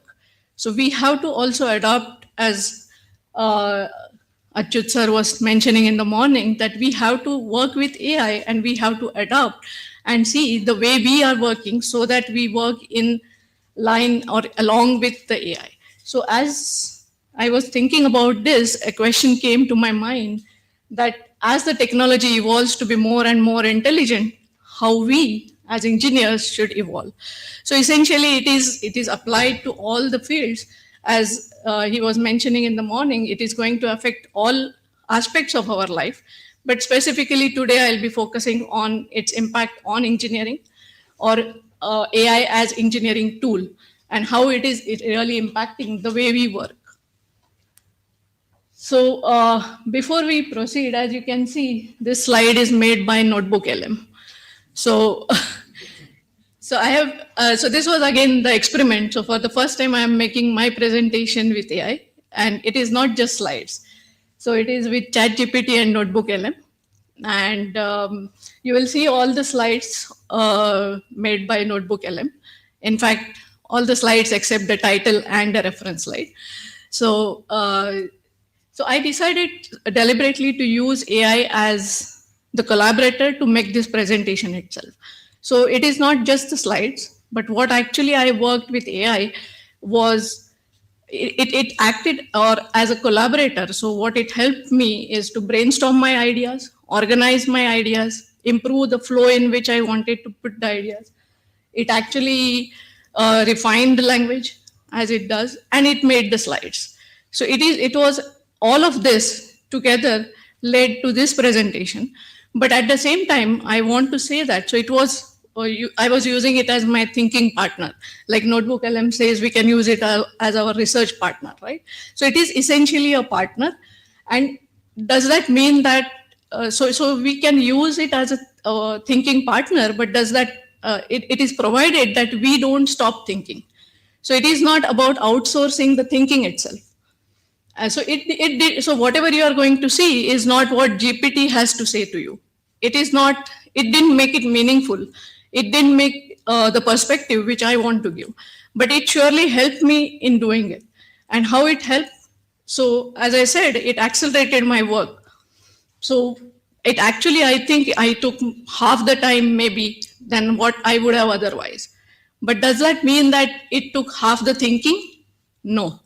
In fact, I had to think a lot more because it is bringing lot many more ideas, and I have to filter and I have to really see what I want to convey as the message. So, with essentially around this thought, I thought that let us all reflect on this question today together. So as I was saying, we'll do it from the perspective of the engineering. So as we know, as engineers, and what we really do as engineering is we are really solving the complex real world problems using different technologies, systems, analytical, creative thinking, and it is to improve lives. It is to make human lives better and create value for the society. So this has been there from before. So this is what the engineering we are talking about, right? Then this involves two parts, right? So we have what part, I think you cannot see the pointer. So I'll just talk about it. So there is a first question that what we need to solve, why we need to solve, and then comes how we solve it, right? So the how part, as we all know, it's about automation, writing algorithms. So AI as a tool is already writing code, it is analyzing the data, it is completely developing the system. It is also doing the literature survey from the research perspective and so on. So it is doing all this. So this is the how part. But still, what is more important is what to solve and why to solve. And that is still with humans, or that is still, let us explore what exactly is that. So I see the future engineer, it will not be merely building it, or in fact, as he was saying in the morning, it will be built by AI maybe, but we still need what kind of problem we need to frame and the responsibility of the consequences. So it is really important that this responsibility, the human responsibility, becomes an important aspect of it now. So just to come back to the efficiency part. So as I was saying in the presentation, it really increased my efficiency. So what does that mean? It increased the speed? Yes, but did it decide the direction, or can it decide the direction? No. And the speed has meaning only if it is in the right direction. If it is automation, what is the purpose of that automation? If it is information, so yes, there is a lot of abundance of knowledge, as we know, it is there in our fingertips. But what is the understanding behind it? And as we know, there are a lot of answers to GPT, with GPT, right? But the questions are with us. So I have never experienced in my working with AI that it asks, oh, why we need to do it? What are the benefits? What is it harmful? Will it be useful? Will it have societal impact? Will it have environmental impact? No. So all these questions are asked by us, and we need to ask them. So what we can see is that it can help us doing things right, but choosing the right things to do is still with us. So what do we really want to solve? And that is where we will go. Before that, I like this really a good illustration again made by Notebook LM, right? So we know that climbing the ladder versus this escalator. So surely I know that it will be faster than climbing the ladder or staircase than going by escalator. But what is the destination? Where are we going? So it matters where this ladder or escalator is taking you. It's not just the speed. And I think, again, this was touched in the morning, that AI, at least in the recent future, I would say, it will not directly replace us as long as we evolve ourselves too with AI. So it will not be, there is no loss of human agency itself. We still have the agency with us. It is not the human responsibility. It is not just a black box automation. We still need the human oversight and human intervention, right? So we still need that. And I see it as more of than a substitution, it's a symbiosis. So we need to have this AI execution, that how part, combined with the human judgment or the human insight, which will give to the responsible solutions. So we need to be really careful, and there are adverse effects of AI which can be kind of minimized if we have these responsible solutions. We need to be very careful in using the media and other aspects which AI can give us. So they are all to be meaningful. Then only we can say that it is really a symbiosis. And so in this, what really it demands from us is some greater human qualities. So we'll come to that. But essentially, if we think about like engineering itself is evolving, then what has evolved is we had this execution era, and we can call this some stewardship era or the governance era, where it was important to know. Now knowledge is not important, but we need to learn continuously. As again we mentioned, you mentioned in the morning, we need to adapt and learn continuously. It's changing every day, but we need to change with it. We used to just solve problems, but now it is important that you frame the right problems. You know what to solve. You just build the technology and writing code is not enough, because AI can really do that. But can we guide this technology? Can we really shape the decisions? And can we really partner with AI? It's not just using it as a tool, but when you partner, you really challenge and you really talk to it and you really are combining your thoughts with it. So essentially, it is important that we really optimize not only systems and solutions, but actually we look at the societal impact of it. We really create the responsible solutions. And this is not just a thought, because already there are all the sectors talking about it.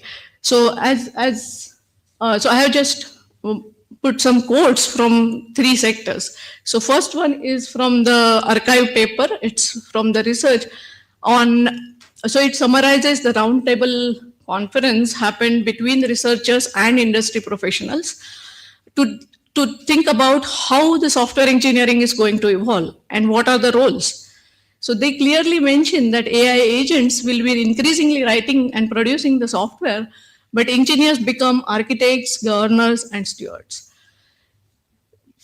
Also, from the industry sector, the World Economic Forum itself is talking about future of work. What kind of roles will be coming up? And again, AI, they mention that as AI becomes more capable, human judgment is something which is increasingly important for the governance and decision making.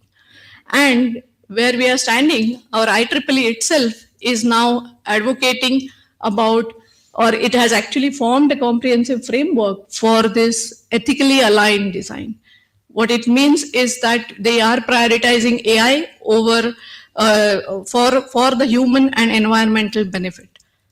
So they say that engineering must prioritize human well-being, accountability, and societal impact. So unless we do this, it can really become a threat. So threat in a different way, not just about the jobs, but its overall impact and the responsible solutions and the engineering which is coming out. So overall, we know that we can see that the engineering itself is evolving. And then we come back to the question, so as engineers, how do we evolve? So what is happening is engineers' role is expanding. So this is, again, it is now we have to view, or we have to add that capability to ourselves. So it was earlier only a subset of engineers were needed to do this, but now all engineers really need to have these capabilities, because now engineers are not just builders, they are architects. They are not just creating the technology, but they own the impact and the responsibility of it as governors. They are not just implementers, but they are actually decision makers, because the how part is still taken by AI. So let's look at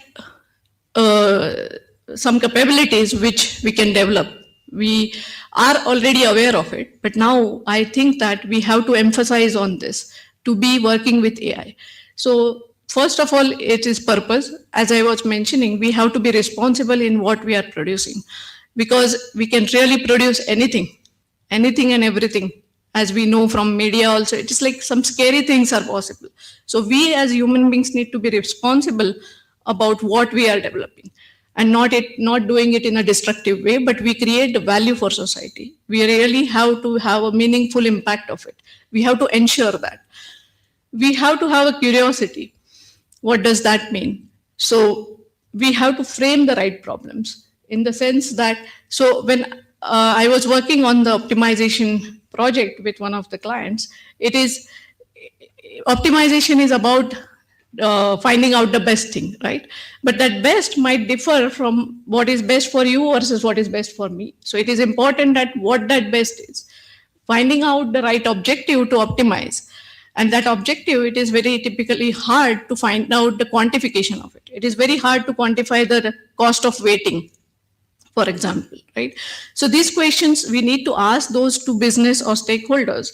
And that is something now not only the role of business analyst or a product manager, but engineers themselves need to be of that type, or they have to wear that hat and ask these right questions, because the actual part of solving will be still done by AI. So to become really relevant or exceptional in this era, we need to have this curiosity. So I don't know how much time I have, but I can give one example otherwise. So when I was working with, as I was saying, one of the client, what happened was so it's an optimization problem. Why I'm saying this is how it is important to frame the right problem. Otherwise, you end up solving something else which your stakeholder doesn't want.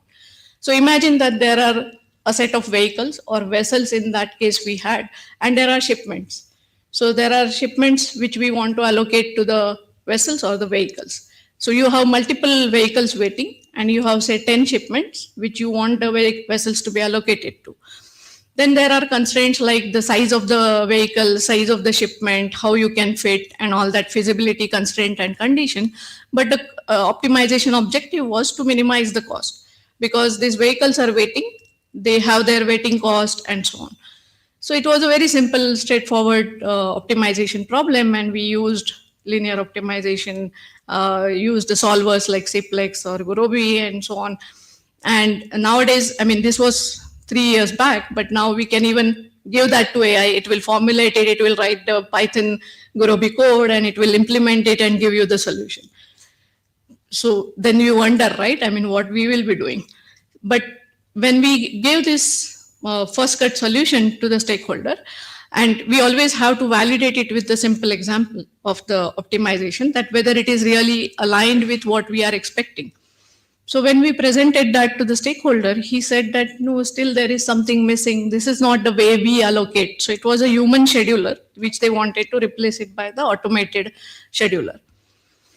So we were like, oh, we have given all the objective correct, everything is correct, then why it is still not matching?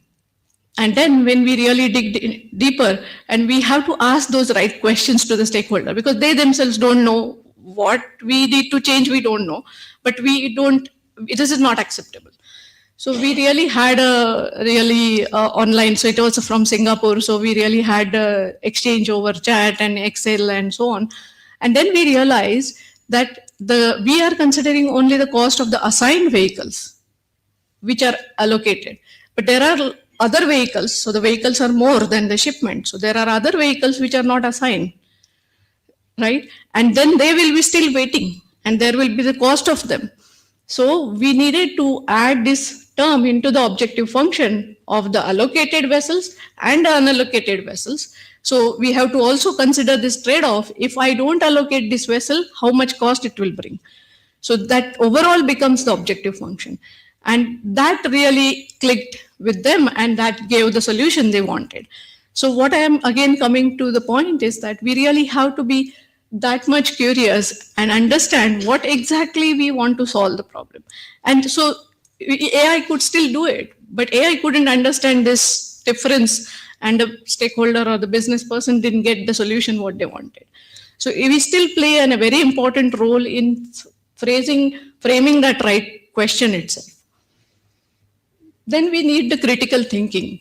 So it is similar, and you have to challenge the assumptions. So we can do this with the stakeholder. I mean, we also ask some questions and really ask and understand to solve the problem, but especially with ChatGPT, right? So as we know, we all are using ChatGPT, but how many of you really accept the first response itself? So why we need to accept it? We need to challenge. Oh, why are you saying this? But and why you are doing this? So I tried this in my work itself, that I had some intuitive feeling or gut feeling or insight that this algorithm should work in this way and so on. If you ask more and more questions, finally I could actually find it wrong in a couple of times. That then it accepts a mistake also very graciously, that, oh, I think I missed this. So, but we have to be very careful because the graphs look amazing. We just believe the graphs simply. We don't know where we will be going. So we have to be really, really critically thinking what it is giving. So just treat it as a partner, collaborator, but don't really outsource to it. And making the judgment, right? So again, it will give a lot of options as we know, right? It is like it will give 10 options, 10 trade-offs, 10 alternatives. You have to be really very judgmental to really make the trade-offs possible, make those decisions and so on. And as we also, again, as he mentioned, we need to really know the capability of the tool which we are going to work with and also its limitations. So we all know that AI is powerful, but of course it is not perfect. So we have to keep this in mind and then work with it, not just blindly outsource to it and accept whatever it gives, right? So so whatever I have listed, I think we all know about this, right? There is a false confidence which is leading to the hallucinations. It has limited context and so on. So if I have 2 engineers or 2 students, for example, which are given the same task and they are allowed to use AI. So one is asking critically the questions, challenging the assumptions, validating the answers, whereas the other one is simply accepting what it gives and just outsources it. The output will be totally different. Now here, what had changed? AI has not changed. What had changed is the engineer, the way engineer has worked with it, right? But the output is totally different. Or we can also think of it like this, that AI, I call it as an amplifier. So it amplifies what you give. Or in computer science, as we know, it is garbage in, garbage out, right? So if I give a very clear thinking, very good assumptions, and I really critically think with it, it can multiply my efficiency, make me efficient, multiply my productivity and output and so on. At the same time, if I give poor thinking, false assumptions, it will multiply that too, right? So that is something which we really need to keep in mind, because if we just use it in that way, we are not going to be productive, and maybe we will say, oh, it's about AI, but in my perspective, it is about us, how we use this tool. And then there is a jagged intelligence, right? So I think we all know about it, but it is essentially meaning that it can solve really complex problems in very short time, but it fails to answer some simple questions. Right. So I know some problems, like I think I have not tried myself, but I think if you show the image of the clock, it cannot tell the time. So, and there are some more like this. So it comes with the jagged intelligence. So what I want to say is that don't just say that, oh, it solved this complex problem, so this simple problem solution must be correct by AI, and I accept it blindly. I don't think that is the correct way of working with AI. So to just give example of jagged intelligence, I think we see this in IITs a lot, because I remember the experience of myself, like you are so much solving complex mathematical things, and when you go to the department by bicycle, you leave the key on the bicycle. And then after the lecture, I have spent 5 minutes searching for the key. So these are the simple things, but you might just miss it because you are completely training yourself in complex things. So what I want to give this example is because, so this is a part and parcel of it. So it will be there, the jagged intelligence, but we have to work with it. And then, as I was saying, it doesn't ask questions. So questions still remain valuable and they are with us. But I would say the answers are also valuable, because answers are not free. So we are all seeing that a very tip of the iceberg cost of this using AI. So we say that, okay, it is not much, it is few dollars a month or whatever. But at the same time, for every prompt you write, every response you get, there is a huge computation. And as we all know, the lot of GPUs and servers and the data centers, they're all working for it. And they really need a lot of energy, cooling, water, carbon emissions, and indirectly impacting the global warming. So every AI prompt has a cost, and we don't have this technology for free, and that's why we have to be even more responsible in using this. We cannot simply use it like it's a free or no cost. So it is a lot of hidden cost there. So I think just coming back to this question, I think we have answered or reflected how we really need to evolve along with this technology as it is becoming more and more intelligent. So just to summarize, as we go in this next frontier of engineering, it is evolving, and we are not just now the builders of technology, but we are shapers, we are directors. We have to think with judgment, purpose, and impact and responsibility. So I would say that it essentially, especially the young students and so on, it now depends on how you all evolve. That is essentially is going to decide the future of engineering. So that is why I call this is the engineering beyond technology. So technology is there, but what kind of engineering we want to bring in, or what engineers can lead into the wise future. We have to become that kind of engineers. We have to become what kind of engineers is essentially how you all evolve along these lines. Thank you. That's what I wanted to say today.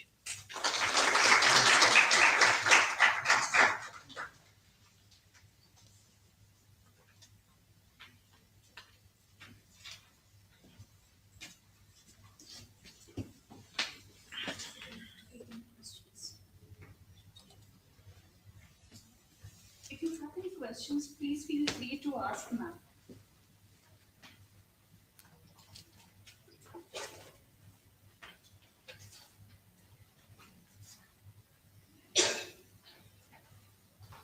Is there any way to quantify the hidden costs so that the awareness can be made increased, we can say, because unless we present in some terms of numbers, the things are not so much accepted or visible. Yeah, sure. I mean, we can quantify that. You can ask GPT. I'm sure it will have the numbers. And I mean, this presentation also was brainstormed with AI. It itself is giving its flaws. It itself is giving its problems. It is really. Yeah, we can. For each prompt, how much water is consumed, how much electricity. There are tables. It says around 1,000 houses can be lit with the energy what we are using per day on data centers.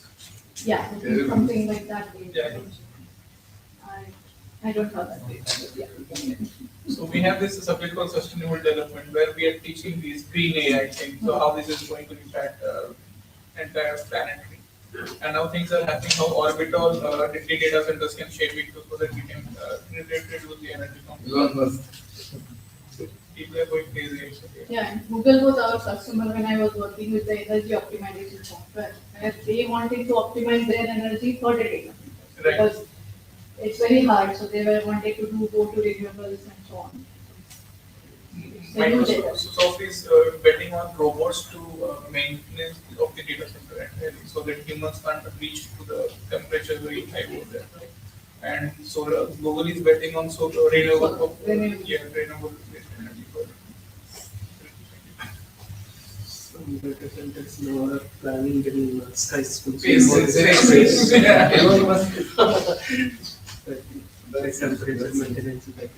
So from India also there are 3 startups which are already investing in this direction.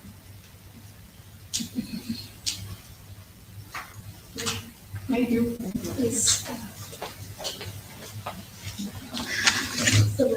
Thank you, ma'am, for that wonderful session.